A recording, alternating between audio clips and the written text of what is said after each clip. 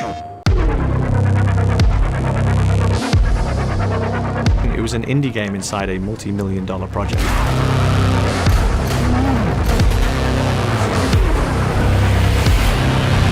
Back in the day, so it was a game called World at War. And in World at War, we had a series of designers who found an animation. They found one of these animations which was of soldiers burning, interestingly enough. And they found it, and the movement was particularly interesting. It was this kind of, but without the sound, right?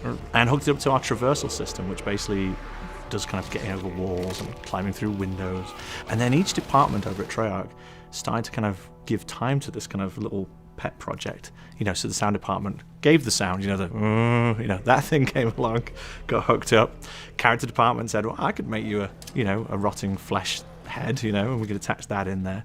And it kind of came together piece by piece. And I remember the buzz around the studio. And I remember lunch break used to come, and you walk through Treyarch, it's a very it's a big building, and you could just see it on everyone's screens, And there was multiple projects going on in the studio at that time, and you'd see people getting it and playing it. And then very quickly on, it was realized it's like, oh crap, we're gonna have to tell Activision about this, because we're making this huge game, a very serious game as well, about historical ideas, and we've gone off and made this kind of zombie mode. And so the guys would come over, one at a time from the executive level at Activision, and play it in this little room. We didn't tell anyone else about it. And they really enjoyed it. But we knew we really had a hit when we started seeing emails coming back from Activision saying things like, I made it to level 4, I made it to level 6. And they started competing with each other. And so it was like, great, awesome. So the deal was that we couldn't talk about it. We weren't going to market it, right? And we'd put it when you completed the campaign, and we'd kind of unlock it at the end. And when it got out there, people loved it so much, got so excited by it, that we actually had to do a title update.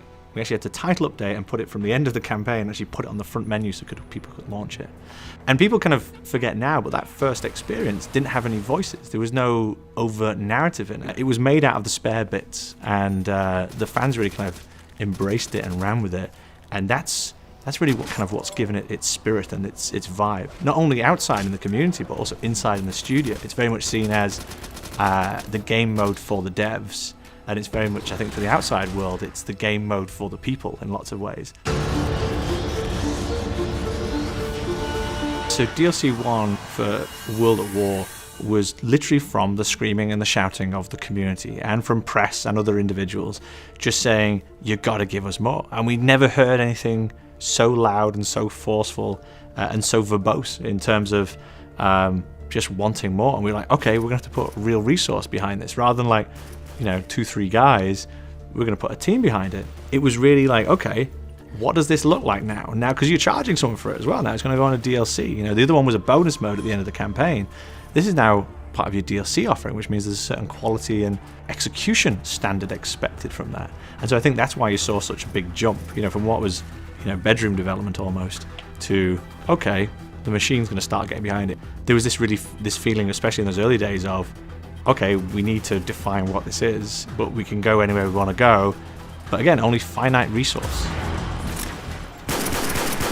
All the stuff in Derice was all, twist on Nazi theory and Nazi conspiracy ideas of the hidden factory that had the bell and the flying machine, and so we just took a lot of that mythos together and started kind of weaving that.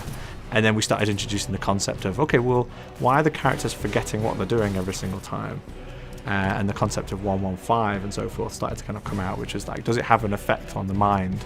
And then these guys have been, the test subjects, and that had already been explored in the earlier DLCs, but I really was like, okay, well, how does that work now in this kind of environment? How's that working with these teleporters? So we really started to explore the narrative further at that point.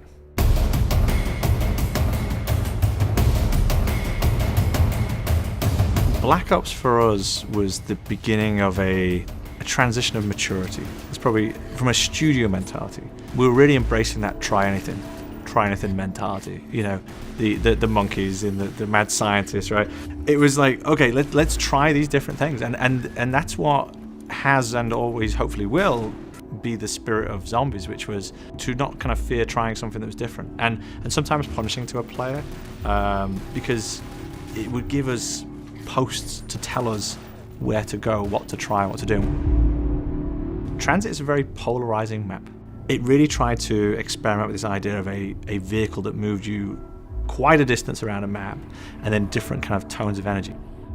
And no matter what your kind of feelings of whether you like it or don't like it, I think it's essential. I think it's an absolutely required part of where we've got to today, because a lot of those aspects were either worked, or when it didn't work as well as we wanted it to, told us the way for how to improve going forwards. The kind of key thing to kind of tuning in a zombie map is for people to blame themselves, not the game.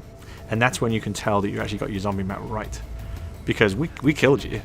But when you hear the guy go, I made the wrong decision, I went that way, or I picked up that weapon, or, you know, when people start blaming like, oh, it's because the map's like that, or because that bad guy has too much power, that's when the problems are. Zombie map kind of balancing is more about when people blame themselves, then you're in a good place. If you jump into Shadows, I think the first thing you notice that although zombies is the predominant bad guys in the space, this world is more disturbed and broken up than just purely zombies. So there are other things in there. There are flying things, there are big monstrous things. There is a greater selection and possibilities in this map than previous zombies experiences. There's also a progression system in there, which means that the more you play it, you're given more things in terms of weapons and build kits. In other words, you can change the weapons that are actually on the walls. So I think that's one of the big changes. And the other thing I would say, if you're an intermediate guy, if you're interested in the Easter eggs and so forth, this is a map which is going to keep on giving for you. So because of just the sheer amount of time we spent making it, we could really layer in a lot more experiences. Origins is probably the top level in terms of how deep we've gone. There's other ones where we've had deeper Easter eggs, many step Easter eggs, but Origins really got a certain complexity and quality level. Shadows now beats that. So for an intermediate guy, I would say you're going to keep on getting content and reward far further into your playing experience than you previously would have. When you buy Black Ops 3, when you get that disc, we have used those 3 years. We have used all the resources at our ability to fill that disc up with as much kind of premier AAA content as we possibly can. And there's something for whatever mood you're in, right? Whether you want to be engaged narratively in a kind of campaign experience, whether you want to be engaged in a more kind of that sports type way, which is the kind of multiplayer, or whether you want to kind of jump in and, you know, kill the Walking Dead, right? The zombie kind of hordes. And that's part of another offering of the disc, right, which is that it's got a bit for everyone. So we're dying to see what people think of Shadows of Evil, and people will be able to get their hands on Black Ops 3 on November 6th, and PlayStation 4 players will be able to get the DLC first.